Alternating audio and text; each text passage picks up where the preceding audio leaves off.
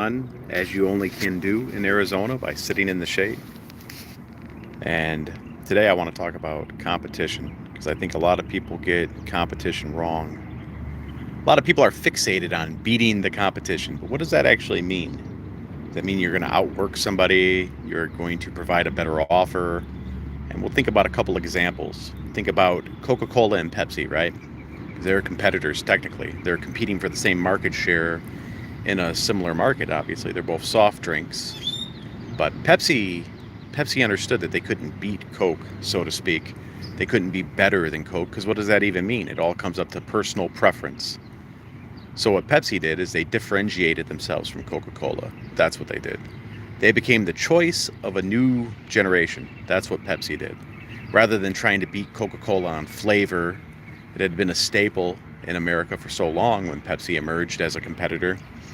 They wanted to be different. So because Coca-Cola was the established brand, they took the angle of being the radical new option, something that's more youthful, because they knew at the time that children have a propensity to reject what the previous generation embraced, right? So that's why Pepsi became the choice of a new generation. Another good example of this would be Sega. Sega went head to head with Nintendo, and Nintendo was always known to just have the best video games. Their approach to producing video games at Nintendo was almost artistic. It was artistic.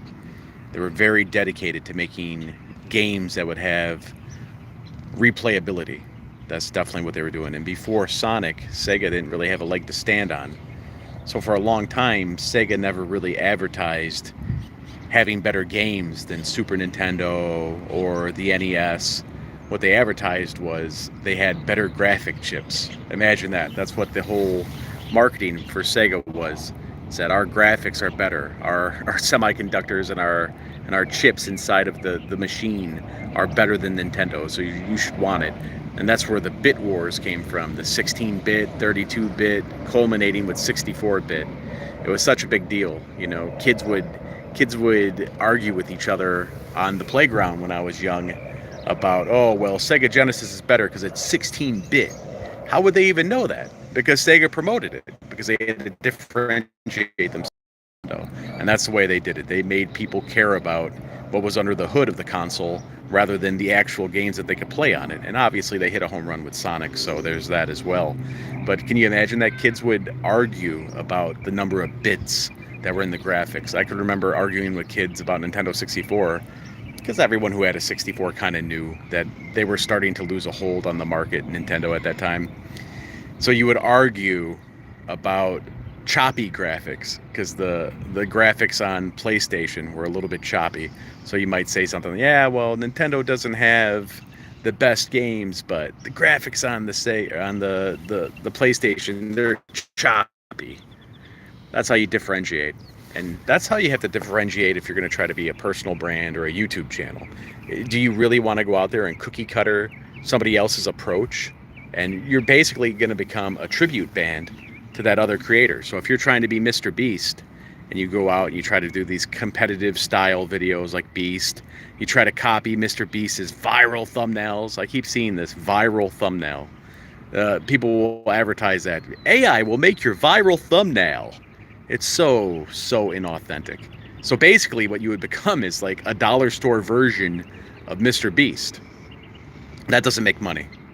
I appreciate that, No Man's Land. Thanks for tuning in, and thank you for subscribing. I really appreciate that.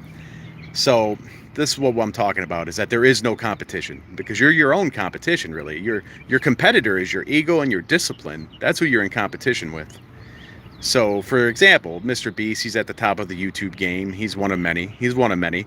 So you're going to go out there and start to, I don't know, try to recreate the trajectory of what it was for him to be a creator. You're going to just become a tribute to Mr. Beast. And yeah, people will go see tribute bands. People will go see that all the time at bars around here. You'll see cover bands is what we call it. But would you rather go see a fake Elvis or a real Elvis? Would you rather go see an Ariana Grande tribute band, or would you rather go see the real thing? Everyone will always want the real thing. So if you're just copying someone else, yeah, you might move a few units, you might make a little bit of money, but it's not going to be to the same level if you're being authentically yourself. Yeah. I like that. Glad you know what I'm talking about. What's the but, No Man's Land? I'm always looking for feedback. I love constructive criticism, my friend.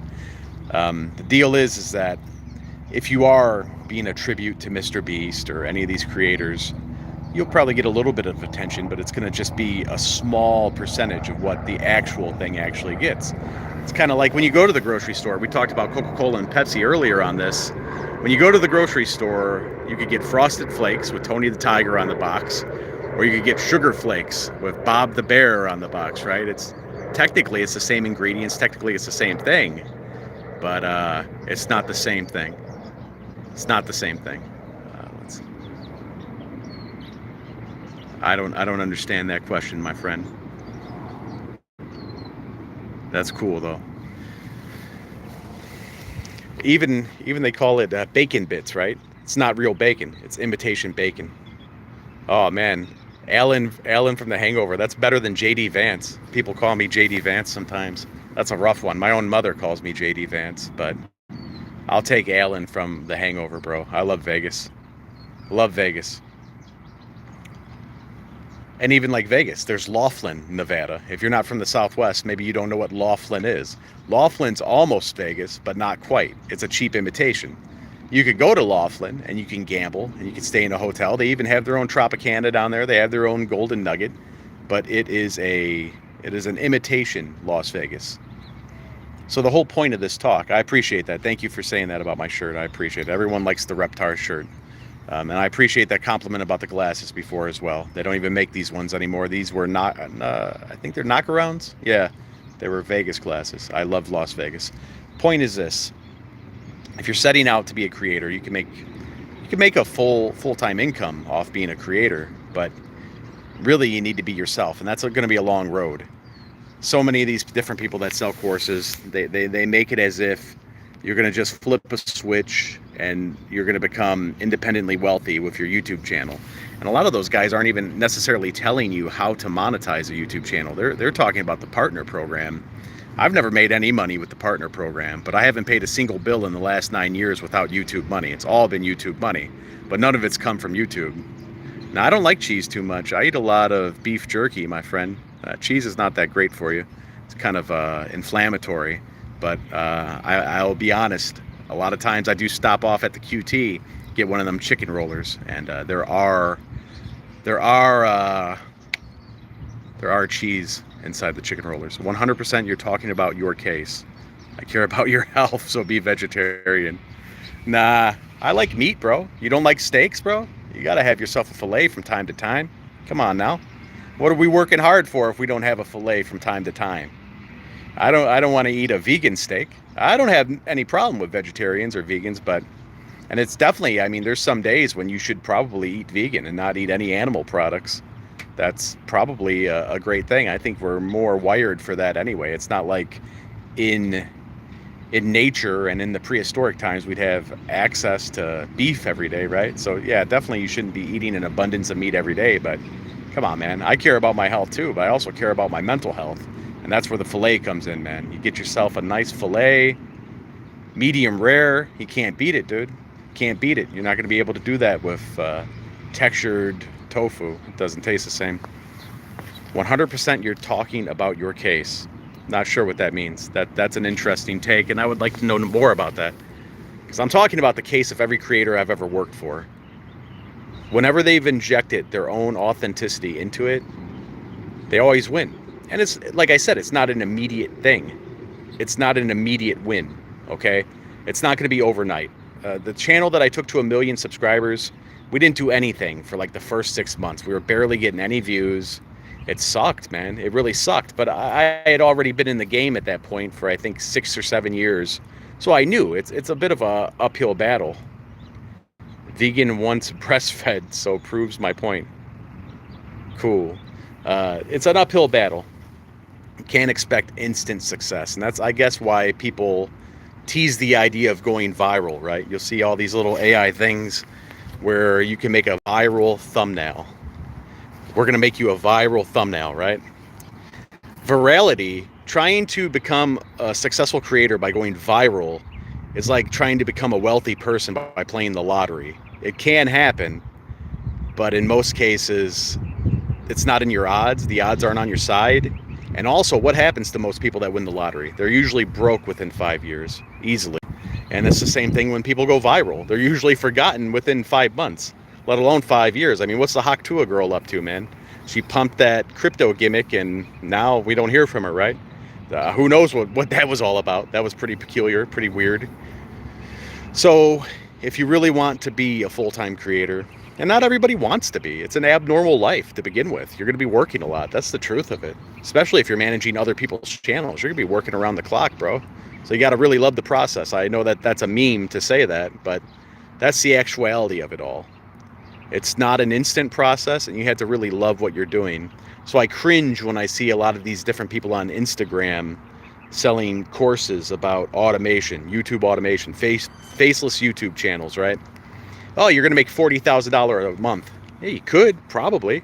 Especially if you had a product to sell. That'd be even better. You'd be even more likely to sell $40,000 worth of product every month, especially a digital product, rather than if you were just trying to get the ads, the ad money from YouTube.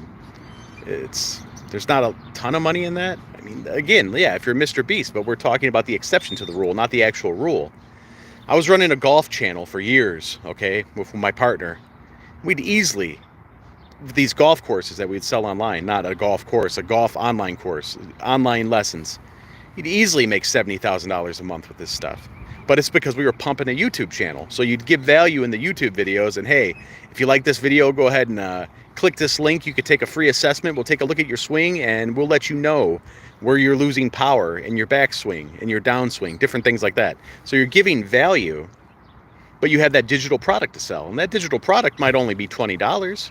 And if someone really likes your channel well enough, they're going to go ahead and do business with you. That's just the way it works. So when you're chasing ad revenue as a channel, geez, man, that's like running uphill out here in Phoenix right now. It's 110 degrees outside, man. It's like running uphill. Why would you run uphill when you could hop in a car? That's what the digital products are, if you have something to sell. So I wouldn't even suggest anyone start a YouTube channel until they have a clear path on how to monetize what it is they want to do. So if you have an Etsy shop, if you're running an Etsy shop, that's a good example. Let's say you make beaded bracelets or something. I would film myself every time I was making that bracelet, and I would turn it into this very aesthetic tutorial, or just something that's borderline artistic but also informative for someone who might want to make their own bracelet as well. But then you sell that bracelet at the very end of the video. If you would like to buy this bracelet, here's the link. You have that on the back end as the call to action. This is really simple to me, but for the most part, most of the people that I talk to that are not involved in YouTube actively right now, they seem to think that they're going to just get a check mailed to them from Google every month. And yeah, you could get a check. You can make $100. If you have a bigger channel where you're getting like 350,000 views a month, you might get $1,000 check. And I would consider that just a bonus. But when you're getting into it, you should really think about a clear path to monetize independent of Google, outside of Google. So you're not reliant on any of that ad spend money that's going to come from AdSense. That's just not the way it works. Obviously, yeah, if you're a Mr. Beast or a bigger channel, then you're going to be dunking on that. Like, I'm sure WWE gets a huge ad check every month from YouTube. I'm sure all the sports networks get a nice check from YouTube. But if you're going to be a creator, you got to find those little ins. Like I said, you got to have something to sell on YouTube, and then you could put your links in there. And especially now, because people are treating YouTube like TV, you put a QR code in there to your landing page, and you bring somebody into your funnel, you're gonna pump all day, dude. But you can't expect instant money from something like ad spend. It doesn't work that way. I've been active on YouTube for 9 years, running channels for other people, and this channel, obviously, this is something I started recently, Video SEO Club. That's my company. But for the most part, it's been pickleball, it's been matchmaking, it's been golf, it's been breath work, it's been wrestling, it's been boxing, all kinds of different stuff on YouTube. And all of those things that were successful, they've at least they've had some sort of offer out there that they made money on, all outside of YouTube. The vast majority of successful channels I worked for were either not monetized in the partner program, or they would bring home maybe $1,000 in YouTube partner money. And that was always just treated like a bonus. We weren't dependent on that. We didn't really think about it. It wasn't something we counted on. It was what it was. We didn't care about it. We wanted to get people to the website to move products. That's the way it works.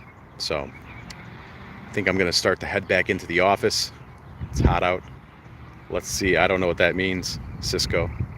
But I feel like that's a little bit of that's odd, because we have the Spanish there and we have a Chinese cuisine. So I like the inclusivity and I like the diversity of that comment, but I don't know, pal. I think I'm going to call her a day. Enjoyed the talk. Yeah. Jimmy Dean was a great country singer, pal. You should go check out the catalog. A lot of action in that catalog, big man. But yeah, I'm not sure I'm catching what you're laying down there, pal. But I appreciate everyone watching. It's been a good stream, actually, and I will catch you next time.